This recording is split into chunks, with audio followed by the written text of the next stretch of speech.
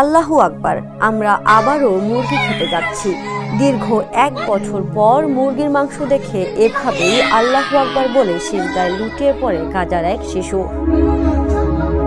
দীর্ঘ 2 বছরের রক্তক্ষয়ী যুদ্ধ, বোমা আর ক্ষুধার যন্ত্রণায় ধুকেছে গাজা উপত্যকা। শেষ পর্যন্ত মার্কিন প্রেসিডেন্ট ডোনাল্ড ট্রাম্পের মধ্যস্থতায় যুদ্ধবিরতিতে রাজি হয় ইসরায়েল ও ফিলিস্তিনি গোষ্ঠী। এরপরেই ধ্বংসস্তূপের ভেতরে দেখা দেয় একটুখানি স্বস্তি।